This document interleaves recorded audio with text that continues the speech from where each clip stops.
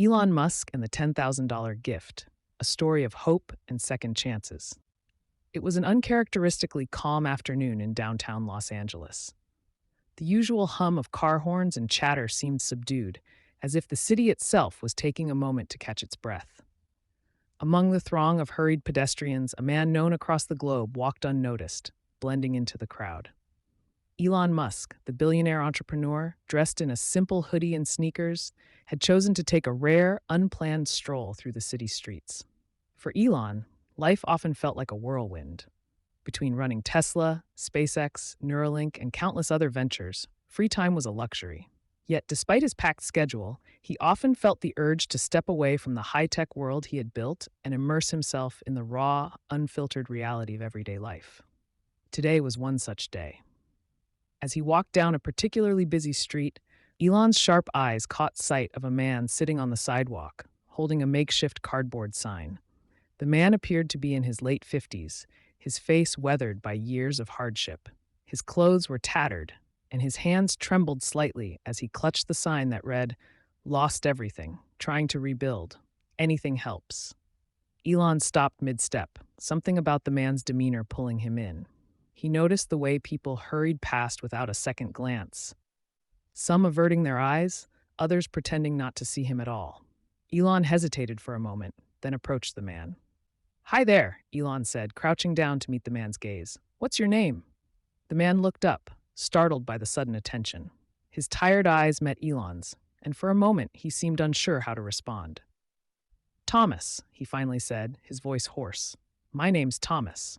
"Well, Thomas," Elon said, settling into a cross-legged position on the sidewalk, "what's your story?" Thomas hesitated, studying the stranger before him. There was something oddly familiar about this man, but Thomas couldn't quite place it. He decided to answer anyway, figuring he had nothing to lose. "I used to own a small mechanic shop," Thomas began, his voice tinged with both pride and sorrow. "It wasn't big, but it was mine. I worked on cars, fixed engines, helped folks in the neighborhood. Business was steady and life was good." He paused, his gaze dropping to the ground. "Then one night there was a fire. Electrical issue, they said. The shop burned down. I lost everything, my tools, my savings, my livelihood. I tried to start over, but without the tools, without the money, it was impossible. And well?" He gestured at his surroundings, his voice trailing off. Elon listened intently, his expression unreadable.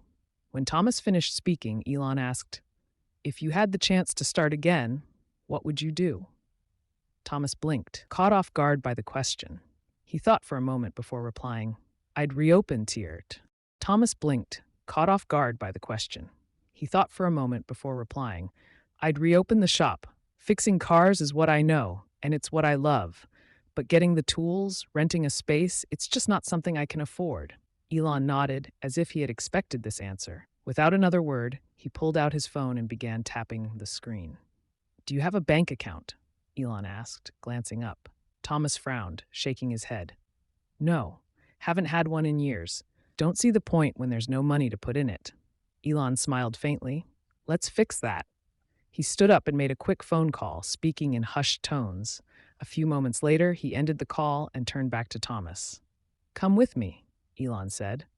Thomas hesitated, his instincts telling him to be cautious. But there was something about this man, his calm demeanor, his unwavering confidence, that made Thomas trust him.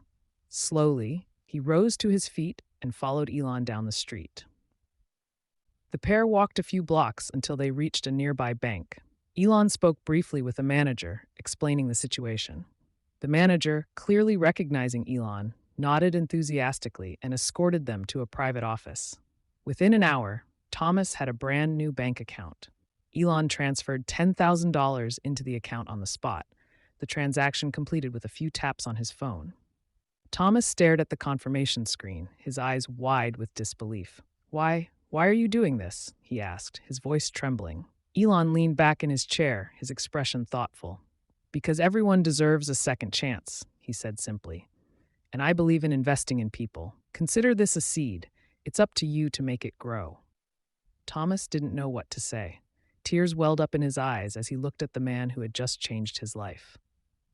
I don't know how to thank you," he stammered. "You don't need to thank me," Elon replied.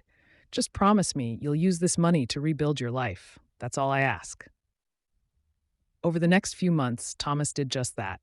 Armed with the $10,000, he rented a small garage on the edge of town and began purchasing the tools he needed. At first, business was slow. Thomas spent his days handing out flyers, talking to old customers, and spreading the word that he was back in business. Little by little, his hard work paid off. Word spread about the mechanic who not only fixed cars but poured his heart into his work. Customers returned, bringing friends and family with them. Thomas's shop became a local favorite, known for its honesty and quality service. As the business grew, Thomas made it a point to help others who were struggling. He hired 2 young men from the neighborhood who had been searching for work, teaching them everything he knew about cars. He offered discounts to single mothers and free repairs to those who couldn't afford them.